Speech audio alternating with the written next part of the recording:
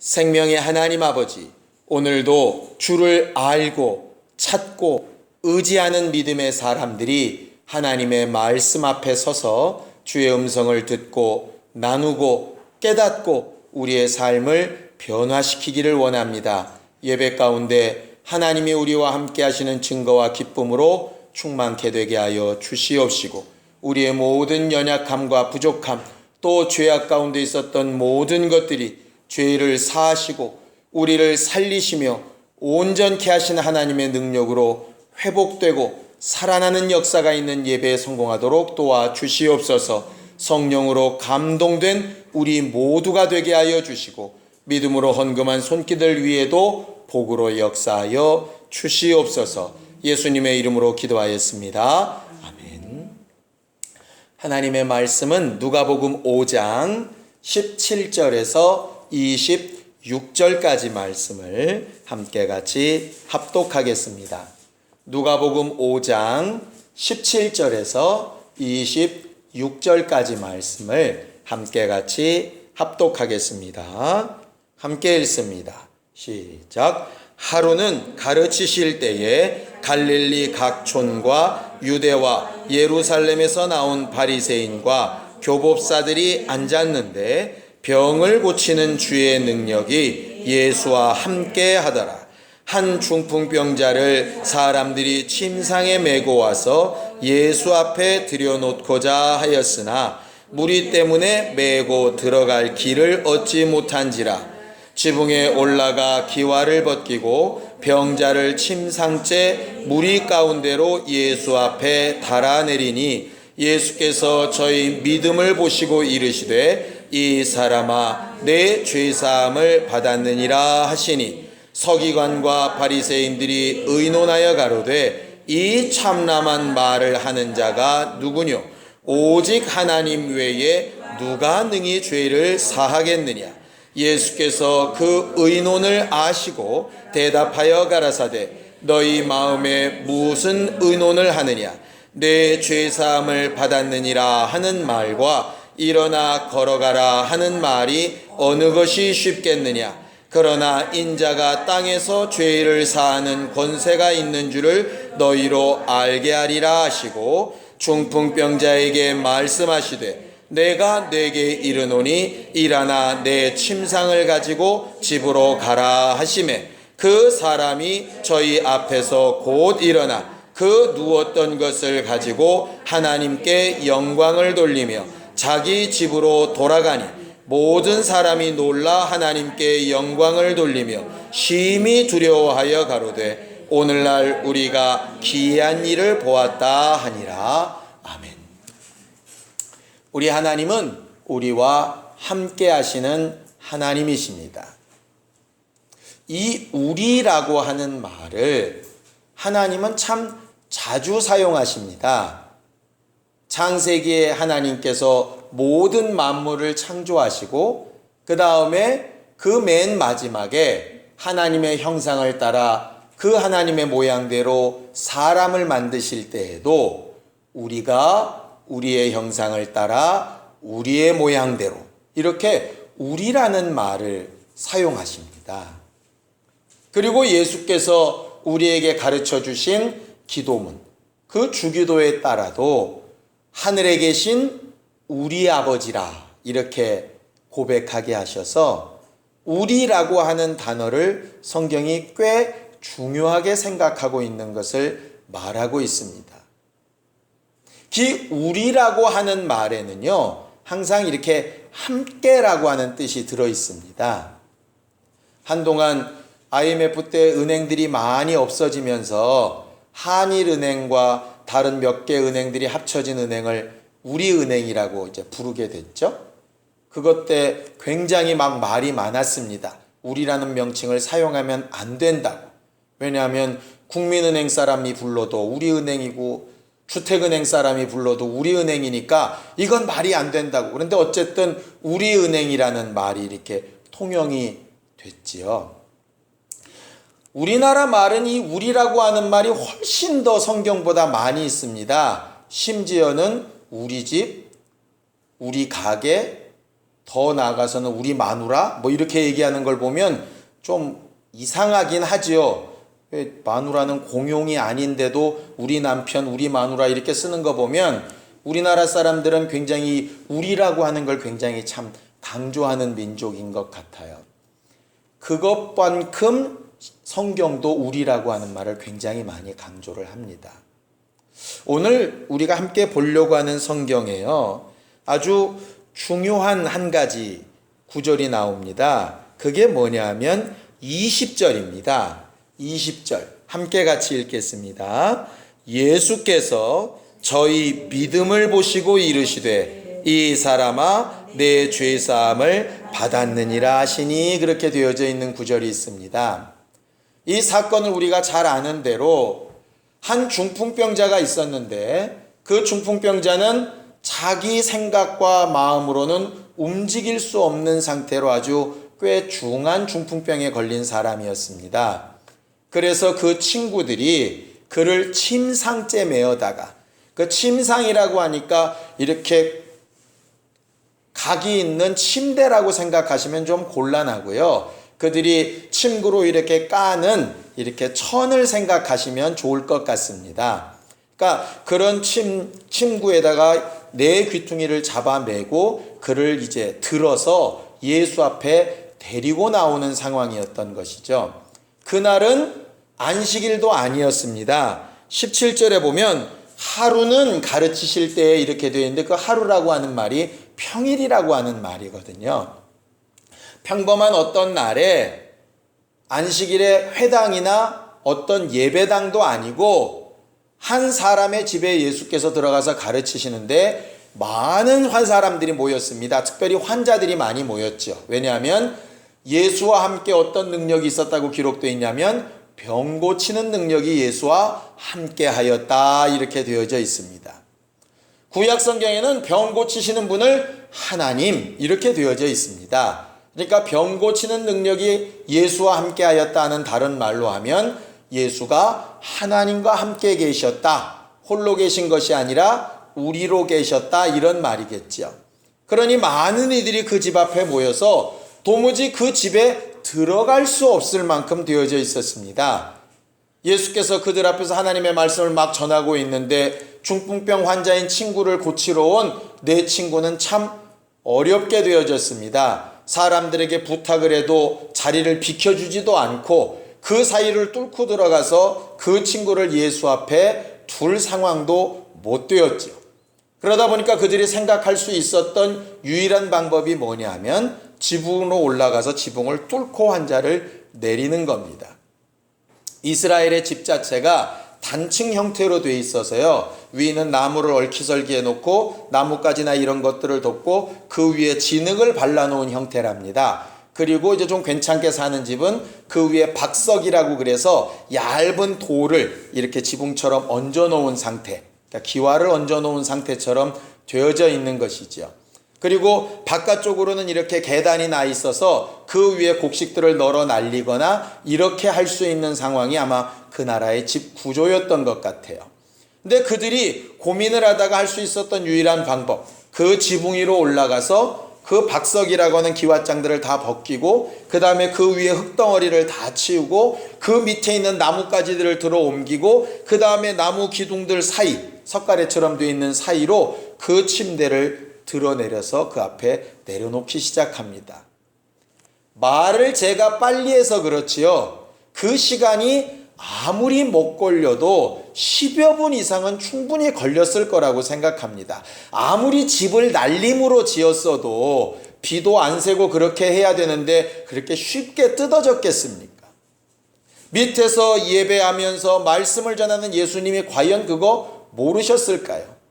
밑에서 예배하고 있는 그 사람들이 그거 불편하지 않았을까요? 우리는 다행히 저녁 때 예배를 하니까 우리 3층에 있는 공장 소리가 잘 안 들리지요. 낮에 이렇게 교회에 와 있으면 위에 기계 돌아가는 소리가 이렇게 들립니다. 야, 수요 예배를 낮에 했으면 좀 불편할 뻔했다, 이런 생각이 간혹 들립니다. 또 낮에 되면은 저 앞에 있는 작전 요구에서 시간만 되면 쉬라고 종이 울립니다. 예배 시간 중간중간에 그 종소리 엄청나게 들어갔을 겁니다. 그런데 간혹 오는 소독차 소리 외에는 별로 우리가 방해를 안 받는 것이 감사하긴 하지요. 그런데 그런 소리 하나도 굉장히 좀 방해가 되잖아요. 그런데 예배 한참 드리고 있는데 위에서 막 지붕을 뜯는다는 게 말이 되겠습니까? 또 예수님을 초청한 집 주인의 입장에서 생각을 해봅시다. 갑자기 도둑놈도 아니고 갑자기 집 천장을 막 뜯어내고 있는데 그 마음이 좋겠느냐 이 말이죠. 예수께서 그들을 야단치시거나 예배를 방해한 사람들로 치부하실 수도 있는데 성경은 뭐라고 얘기하느냐면 예수께서 저희 믿음을 보셨다 이렇게 되어져 있습니다. 그 저희라고 할 때는 그 중풍병자의 믿음도 포함되는지 안 되는지는 모르겠지만 결과적으로 복수형으로 보면 그 친구들의 믿음은 확실히 맞는 것 같습니다. 예수께서 보통은 병 나으려고 오는 환자들의 믿음, 이렇게 단수의 믿음들을 보시는 것들을 많이 기록하고 있는데 여기는 특별히 복수형으로 기록하고 있는 것이죠. 그 친구들의 믿음을 보셨다라고 성경은 그렇게 말을 합니다. 오늘 저녁에 우리가 나누고 싶은 건 예수께서 보셨던 그 함께하는 사람들의 믿음, 그 믿음을 좀 우리가 함께 나누어 보려고 합니다. 왜 이 말씀이 중요하냐 하면 우리가 흔히 믿음 그렇게 생각을 하면 구원받는 최고의 도구가 믿음 아니겠습니까?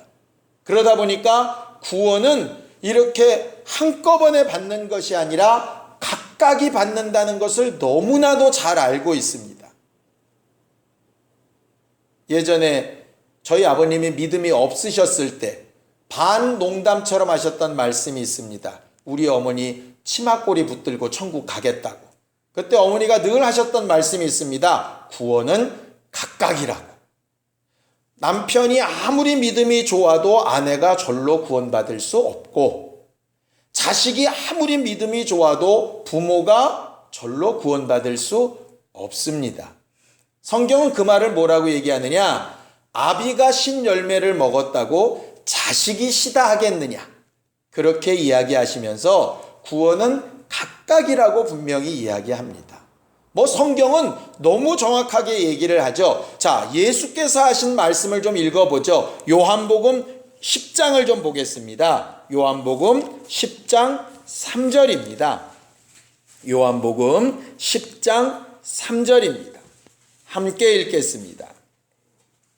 시작. 문지기는 그를 위하여 문을 열고 양은 그의 음성을 듣나니 그가 자기 양의 이름을 각각 불러 인도하여 내느니라 이렇게 되어져 있습니다.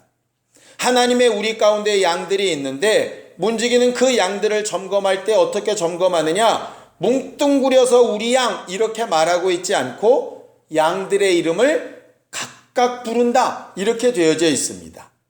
그런데 그 각각 부른다는 말을 사도행전에는 이렇게 표현합니다. 사도행전 2장 28절입니다. 사도행전 2장 28절입니다. 함께 읽습니다. 사도행전 2장 28절 함께 읽겠습니다. 시작. 주께서 생명의 길로 내게 보이셨으니 주의 앞에서 나로 기쁨이 충만하게 하시리로다 그렇게 되어 있어요. 주께서 생명의 길로 한꺼번에라고 얘기하고 있지 않고 내게, 그래서 그 생명의 길인 예수가 각각의 이름을 부르는 얘기에 대해서 말하고 있다 이 말이죠. 또 베드로는 설교하면서 그들에게 이렇게 하라고 얘기합니다. 생명의 길을 발견하고 싶은 사람들이 그럼 우리는 어찌해야 될까 물었더니, 자, 사도행전 2장 38절 함께 읽습니다. 시작. 베드로가 가로되 너희가 회개하여 각각 예수 그리스도의 이름으로 침례를 받고 죄사함을 얻으라. 그리하면 성령을 선물로 받으리니 이렇게 말해서 구원 얻는 회개와 침례와 성령을 체험하는 것은 다 각각 개별이라고 말하고 있다 이 말이죠. 예수께서 우리를 부르실 때에도 각각 부르시고 각 사람이 생명의 길을 보는 것도 내게 주시는 생명의 길을 봐야 하는 것이고 그들이 회개하고 침례 받는 것도 각각 행해야 되는 문제입니다. 그리고 맨 마지막 심판하실 때에도 각각 그 행한 대로 각자에게 갚으신다고 되어져 있어요. 자, 요한계시록 22장입니다. 요한계시록 22장 12절을 좀 보겠습니다. 요한계시록 22장 12절입니다. 함께 읽습니다. 시작. 보라, 내가 속히 오리니 내가 줄 상이 내게 있어 각 사람에게 그의 일한 대로 갚아주리라. 이렇게 되어 있습니다. 그러니까 뭉뚱그려서 행복한 주님의 교회에 다녔으니 행복한 주님의 교회 단체상 이렇게 있지 않고 같은 교회에 있어도 각각의 상이 다르다라고 분명히 말하고 있다 이 말이죠. 이런 말씀은 제가 굳이 이렇게 찾지 않아도 우리들이 너무 잘 알고 있습니다. 그래서 신앙생활 하는 사람들이 간혹 이렇게 개인주의가 되기가 꽤 쉽다 이 말이죠. 왜냐하면 구원이 각각이고 신앙생활이 각각이고 이러다 보니까 남이야 혹시 어떻게 되든 나는 구원받아 살아야지 이런 것들이 굉장히 강한 힘을 가지게 됩니다. 틀렸다는 얘기도 아니고 잘못되었다는 얘기도 아닙니다. 분명히 성경은 그 부분을 말하고 있고 각각 신앙생활을 잘해야 되는 이유. 그래서 남편이 기도하지 않아도 아내라도 기도해야 되고 혹시 자식이 예수를 안 믿더라도 나라도 믿어야 되고 부모는 혹 천국과 상관이 없어도 나라도 하나님의 나라와 함께 해야 되고 분명히 그거 맞다 이 말입니다. 그런데 성경은 그것만 이야기하고 있지는 않다는 거예요. 그것만 이야기하고 있지는 않다는 거예요. 각각 회개하고 각각 생명의 길을 받고 각각 면류관을 얻고 각각 일한 대로 갚아주겠다고 하시는 하나님이 다른 사람의 핏값을 내게 취하겠다 하시는 말씀도 하시고요. 또 예수는 대놓고 이렇게까지 말씀하십니다. 자, 마태복음 12장 30절입니다. 마태복음 12장 30절입니다. 함께 읽습니다. 마태복음 12장 30절 함께 읽겠습니다. 시작. 나와 함께 아니하는 자는 나를 반대하는 자요 나와 함께 모으지 아니하는 자는 해치는 자니라 그랬어요. 왜 이 말씀을 하셨느냐 하면요, 이 말씀은 바리새인이나 서기관들을 대놓고 하신 말씀이었습니다. 다시 말해서 율법주의자들을 대신해서 말씀하신 것이에요. 율법은 무슨 뜻을 가지고 있느냐? 어떻게 해서든지 무슨 수를 써서라든지 내 주변 환경에 내 가족 가운데 혹여라도 너를 범죄케 하는 자가 있다면 발견하는 즉시 그를 때려 죽여서라도 누구는 살아라, 너는 살아라. 그게 율법입니다. 그러니 남이 부지 중에 살인한 것을 봤어도 살인한 걸 본 사람은 그 살인자를 쫓아가서 죽여야 됩니다. 왜냐하면 그 저주가 내게 오지 않게 하기 위해서.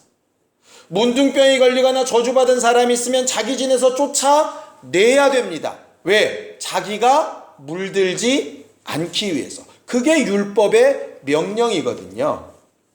그러다 보니까 율법을 잘 지키는 사람들은 어떻게 할 수밖에 없느냐? 개인주의가 될 수밖에 없어요.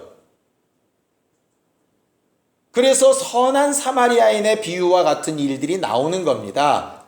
대제사장이나 레위인들은 죽어가는 사람을 도울 수 없습니다. 왜냐하면 그 죽어가는 사람이 무슨 죄 때문에 죽어가는지를 몰라요, 지금. 그가 만약에 큰 죄인인데 그 죄인을 돕다가 자칫 잘못해서 자기도 죄인이 될 수 있다 이거죠.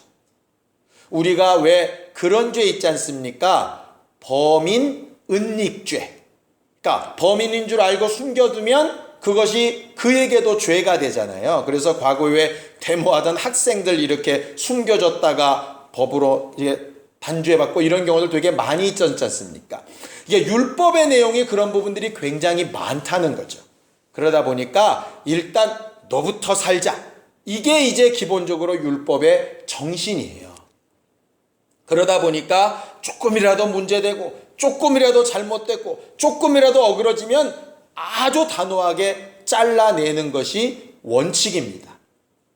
그런데 예수께서 지금 그 율법주의자들에게 뭐라고 얘기하냐면 나와 함께 아니하는 자는 나를 반대하는 자고 나와 함께 모으지 아니하는 자는 해친다는 걸 누구를 해코지한다는 얘기가 아니라요, 흩어버리는 사람이다, 이런 말입니다. 우리는 항상 중간을 얘기하거든요.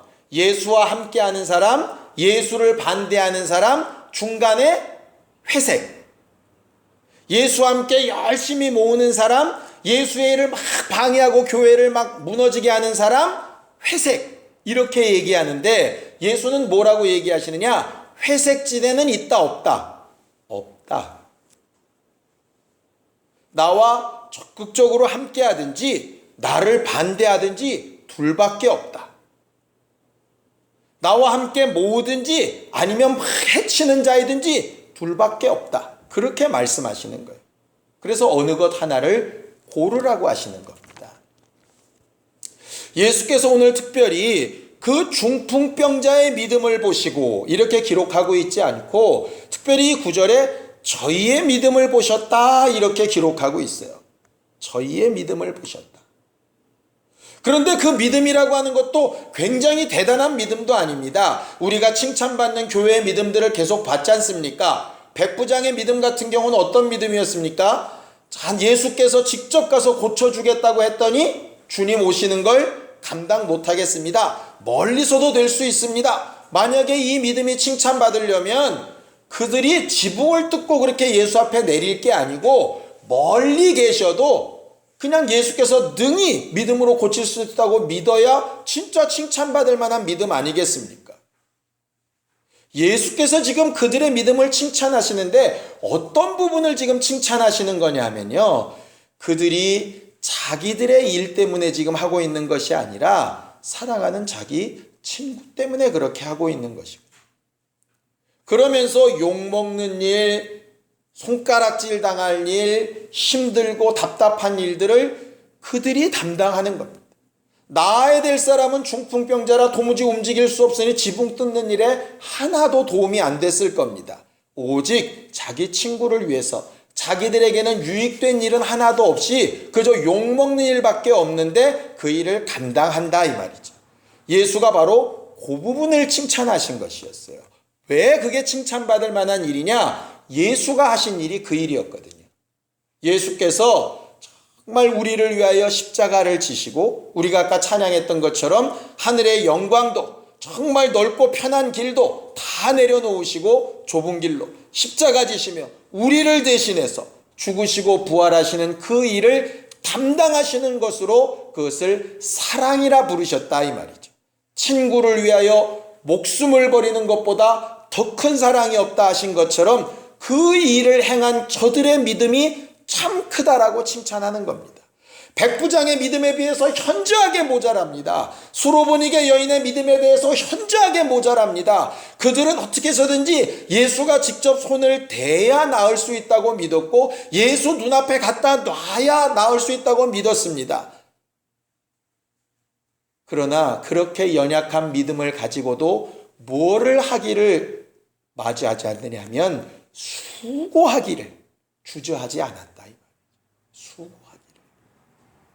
대신 예수의 눈앞에 앉아있는 바리새인과 교법사, 이 서기관이라고 하는 율법 교사들은 뭐라고 하고 있느냐? 예수가 하는 말이 맞네, 틀리네, 저렇게 지붕을 뜯으면 되네, 안 되네, 예배 시간에 저런 식으로 하면 맞네, 틀리네, 이것만 지금 따지고 앉아있지 누구를 살리려고 하는 마음도, 누구를 도우려고 하는 마음도, 누구에게 힘을 보태려고 하는 마음도 없다 이 말이죠.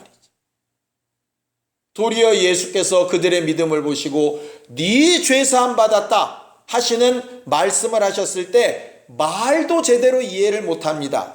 예수는 분명히 너 죄 없어졌다 이렇게 말씀하신 게 아니고요. 너 죄 사함을 받았다 이 말입니다. 죄를 사하시는 하나님이 네 죄를 사하셨고 나는 그것을 선언한다 이 말씀이거든요. 내가 네 죄를 사한다가 아니고 너 죄 사함 받았다 이렇게 얘기하셨던 것이에요. 그런데 저가 뉘기에 다른 사람의 죄를 사하냐고 이렇게 또 오해하는 말을 합니다. 예수께서 내가 죄 사할 수 있는 권세가 있다는 걸 내가 얘기하겠다. 그 증거를 내가 보여주마 하시면서 하신 말씀이 뭐냐면 내 죄사함 받았느니라 하는 말과 내 침상을 들고 걸어가라 하는 말 중에 어느 것이 더 쉬울까? 바리새인들은 아무것도 대답을 못했습니다.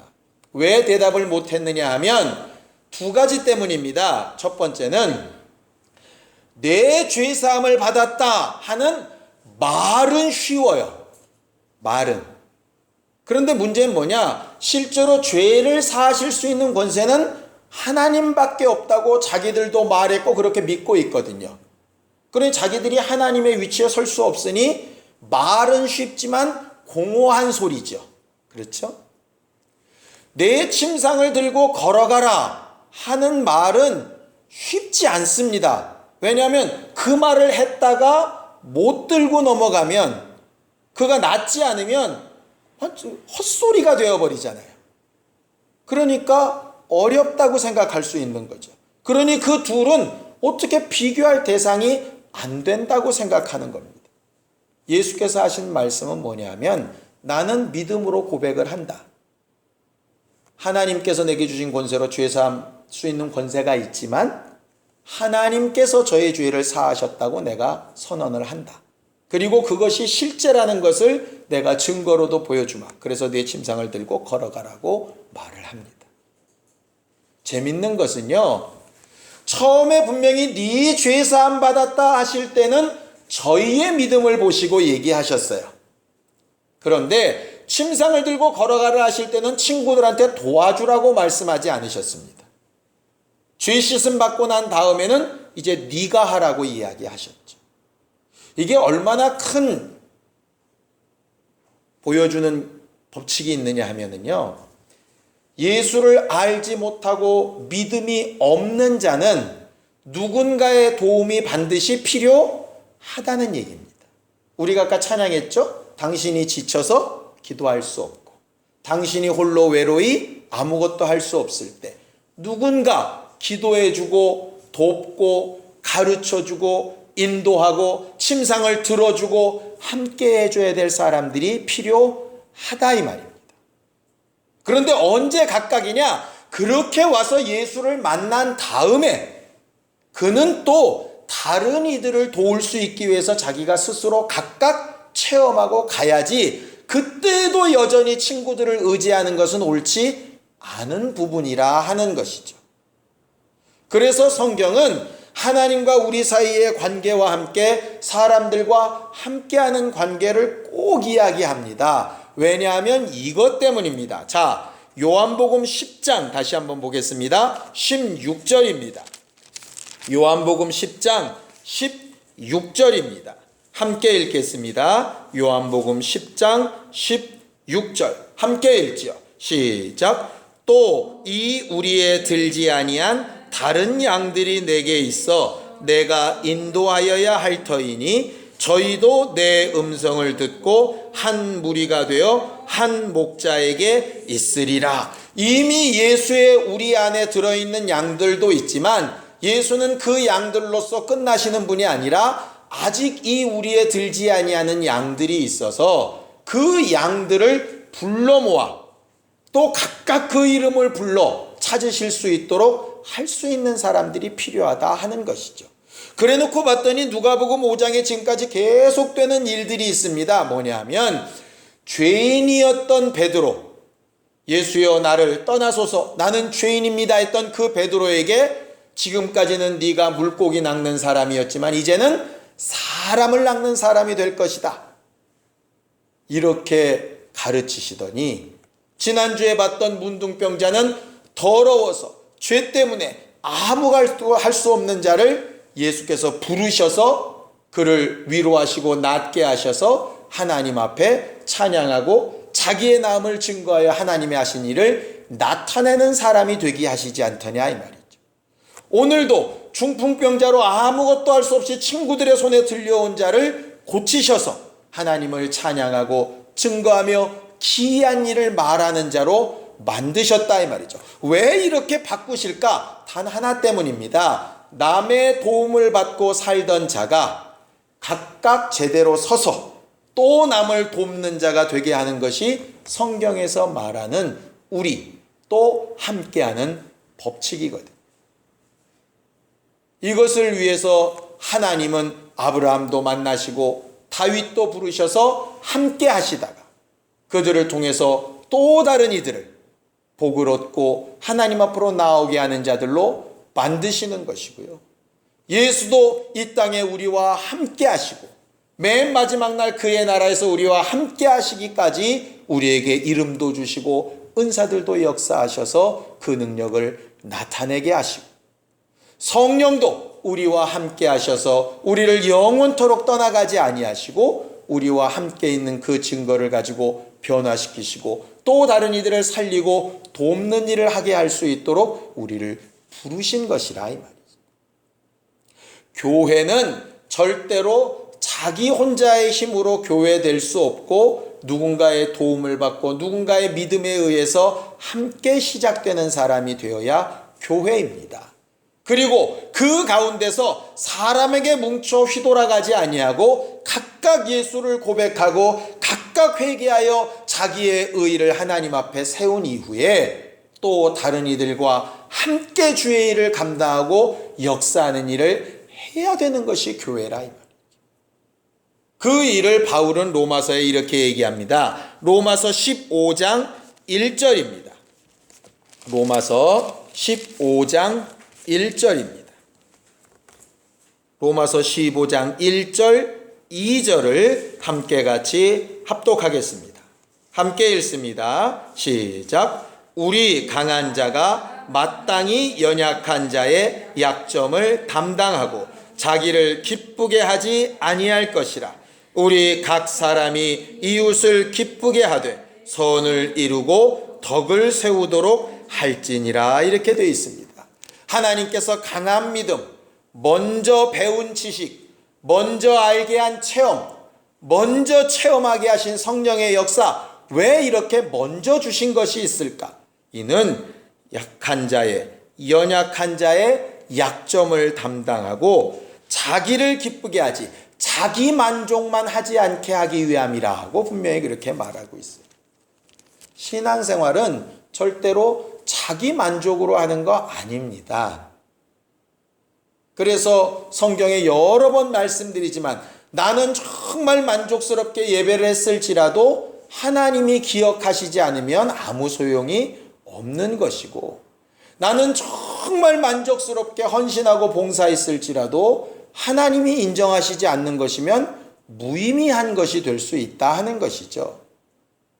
자기 만족을 이렇게 구하는 것은요, 종교 생활에 가깝습니다. 그러니 내가 기도를 많이 했으니 마음이 평안하고 내가 예배를 잘 들었으니 마음이 평안하고 물론 좋을 수 있지만 아닐 수도 있다는 거예요. 뭘 가지고 믿음을 평가해야 될 거냐면 하나님이 나를 지금 어떻게 보실까?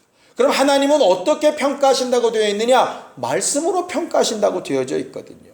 그러니 내가 그 말씀대로 하고 있느냐가 가장 중요한 문제이겠죠. 예수께서 하셨던 경고의 말씀을 다시 기억해 보기 바랍니다. 나와 함께 하지 아니하는 자는 나를 반대하는 자다. 나와 함께 모으지 아니하는 자는 나를 해치는 자다. 저는 오늘 성경 이 사건이 이렇게 기록되었으면 얼마나 더 멋졌을까 이런 생각을 합니다. 환자를 들고 온 사람들이 앞에 있는 빽빽하게 예배하고 있는 사람들에게, 말씀 듣고 있는 사람에게 내 친구가 정말 위중하여 죽게 되었는데 내 친구를 예수 앞에까지 좀 모셔가려고 합니다. 좀 자리를 비켜주시면 안 되겠느냐고 묻는 물음에 얼마 전에도 신문에 났더라고요. 기사에. 그러니까 급한 구급차가 가는데 꽉 막혔던 도로가 홍해바다처럼 쫙 갈라지듯이 이렇게 좀 딱 갈라져서 연약한 자들을 예수 앞에, 자기도 급하지만 그 환자를 먼저 앞에 좀 이렇게 하면 얼마나 더 멋있는 교회였을까 하는 생각이 든다 이 말이죠. 물론 그렇지 않았기 때문에 지붕을 뚫고 이렇게 열심을 내는 모습이 기록되어져서 우리한테 참 본이 되어지기는 하지만 예수께서 정말 기뻐하셨을 만한 모습은 과연 뭐였을까? 이런 생각이 들지 않느냐 이 말이죠. 저는 간혹요 이렇게 예배를 하고 신방을 갈 때 정작 예배에 참여하지 못하고 그 신방에 앉아있지 못하고 그 집 아이를 이렇게 들쳐업고 나가 있거나 아니면 딴 군데 가서 뭘 하고 있는 사람들을 이렇게 볼 때가 있습니다. 사람들이 볼 때는 요 앞에 와가지고 막 고개를 끄덕이며 아멘 아멘 하는 사람이 정말 제대로 예배하고 하나님의 뜻대로 하는 것 같지만 어떻게 보면 그렇게 아이를 안고 나가서 업고 나가서 그를 돕고 그가 하나님을 더 잘 알 수 있도록 연약한 자들을 도우며 대신 십자가를 지는 사람이 훨씬 더 하나님 보시기에 합당한 예배를 드리고 있는 사람일 수 있습니다. 물론 그것이 너무 반복이 돼서 예배하는 기쁨은 사라지고 그렇게 하는 것으로 만족이 된다면 그는 또 잘못된 것이겠지요. 너무너무 예배하고 싶고 나도 말씀 듣고 싶으나 다른 일을 위해서 누군가는 해야 된다면 그 일을 감당한다고 하는 것이 그것이 과연 하나님 보실 때 가장 보고 싶어 하시는 믿음, 저희의 믿음을 보시고 하는 그런 것 아니겠느냐 이 말이죠. 우리 교회는 작다 보니까 한 사람 한 사람이 이것도 저것도 하고 막 해야 됩니다. 간혹 이렇게 자원해서 하는 것들을 보면 너무너무 감사하고 아름답습니다. 나중에 숫자가 늘어나고 어느 정도 그 규모가 되어서도 그것이 안 변했으면 좋겠습니다. 좋은 자리 앞자리 팔짱 끼고 앉아있는 높은 사람들 말고 연약하고 필요한 자들을 앞으로 막 보내주고 자기들은 뒤에서 돕고 함께하는 그런 교회가 되었으면 정말 좋겠습니다. 그런 저희의 믿음을 보시고 하나님께서 기뻐하시고 역사하시고 죄 있었던 자들을 죄사하시고 병든 자들을 낫게 하시고 이런 사람들이었으면 참 좋겠습니다. 우리가요 이런 것들이 계속 내 자신을 되돌아보고 내 자신을 점검하지 않으면 쉽지 않습니다. 과거에 보면 그런 경우 많이 봤습니다. 성회가 끝났습니다. 목사님이 앞에서 안수하십니다. 분명히 연약한 사람, 급한 사람, 집이 먼 사람 아니면 새신자 많이 있지 않겠습니까? 줄 서서 안수 받을 때 상관없습니다. 무조건 세고 빠른 사람이 맨 앞입니다. 새치기 한다고 욕합니다. 이게 뭘까 싶습니다. 저렇게 해서 안수 받으면 과연 복이 될까 싶은 생각도 듭니다. 물론 그 믿음이니까 하나님께서 역사하시겠죠. 어떤 모습이 가장 좋을까 생각하는 겁니다. 지금 윤리 도덕을 말하려고 하는 것이 아니고요. 오늘 성경에 있는 그대로 다른 믿음들보다는 좀 부족하지만 그래도 한 사람을 살리기 위해서 움직였던 저희의 믿음이 하나님의 눈을 사로잡았다는 얘기를 하고 싶은 겁니다. 우리는 각각 신앙을 고백하는 믿음도 잘하지만 함께하는 우리도 돌아볼 줄 아는 신령한 교회이기를 바라고 그 우리가 제발 여기 안에 앉아있는 우리만이 아니라 바깥에 다른 교회도 또 바깥에 믿지 않는 자들에게까지라도 함께 신경을 쓸 수 있는 사람들이었으면 참 좋겠습니다. 우리가 그렇게 마음을 넓혀가고 그렇게 하지 못하면 우리는 예수를 닮은 듯하나 실제로는 그렇지 못한 사람들이 될 수 있을 겁니다. 우리는 예수를 잘 닮아가는 신령하고 영감 있는 귀한 주님의 교회들이 되기를 예수님의 이름으로 축원합니다. 시간 예수에 한번 부르고 간절히 같이 기도할 때 인내하신 구세주께서 우리를 하나 되게 하시고 우리를 따로 두지 아니하시고 함께 하시며 세상 끝날까지 우리와 함께 영원토록 우리에게서 떠나가지 않으시는 성령으로 함께 역사하시듯이 우리도 함께하는 주의 사람, 함께 하게 하실 아직 우리에 들지 아니하는 사람들까지라도 품고 돕고 연약한 자의 짐을 대신 질 수 있는 신령한 교회가 될 수 있도록 우리를 도우시고 역사해 달라고 예수의 한번 부르고 간절히 같이 기도하겠습니다. 하나님 아버지, 우리는 본래 우리의 생각과 뜻대로 아무것도 할 수 없고 하나님께서 약속하신 것과는 전혀 무관한 죽을 수밖에 없는 죄인이요 아무것도 할 수 없는 정말 무능한 자들이었으나 우리를 위하여 기도하고 전도하고 예수를 소개하고 예수 앞으로 우리를 데려간 사람들 덕분에 이렇게 주 예수의 자녀도 되고 일꾼도 되고 주님의 교회도 되고 주의 이름을 찬양하는 사람들이 되었습니다. 이제 각각 그 은혜로 하나님 앞에 구원을 얻고 회개하여 성령을 선물로 받고 또 마지막 날 우리의 행한 일로 보상도 받게 될 터인데 그 자리에 머물러 있지 아니하고 강한 자가 연약한 자의 짐을 능히 감당하고 마땅히 감당하는 주 예수 닮은 교회가 되기를 원합니다. 우리를 도우시고 역사하셔서 우리의 연약한 믿음일지라도 우리들이 합심하여 위하여 기도하며 영혼을 사랑하며 하나님 앞에 인도하기를 원하는 자들에게 복음 전하는 사람들이 되게 도와주시고 우리의 삶이 복음이 되고 우리가 행하는 모든 일이 세상의 법칙과는 분명히 다른 생명의 일이 되게 하여 주셔서 아직 주의 우리에 들지 아니하는 양들도 하나님 앞에 인도하여 낼 수 있는 귀한 주의 친구들이 되게 도와주시옵소서.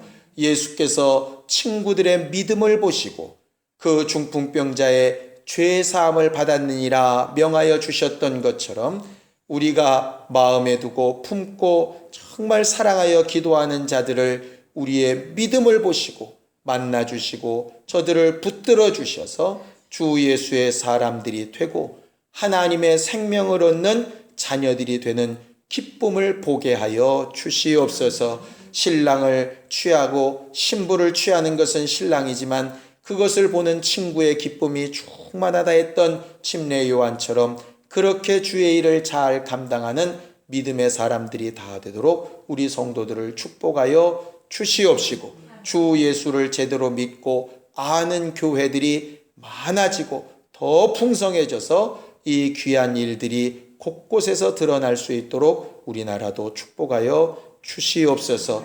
우리는 정말 마음과 생각을 넓혀 주를 닮아가기 원하오니 때때마다 우리의 정욕대로 결정하고 선택하고 말하고 행동하려 할 때에 그때그때 성령께서 우리를 붙드시고 하나님의 마음과 생각으로 잡아 꺾으사 주를 닮아가는 신령한 교회로 만들어 주시옵소서. 이제는 우리 주 예수 그리스도의 은혜와 하나님 아버지의 극진하신 사랑과 성령님의 감동하시고 역사하시는 분명한 증거가 나뿐만 아니라 우리 아버지를 찾으며 우리를 구원하신 구세주를 의지하며 우리와 함께 하시는 성령님을 의지하여 믿음을 보이고자 하는 모든 주 예수의 사람들 위해 이제로부터 영원까지 함께 있을지어다. 아멘.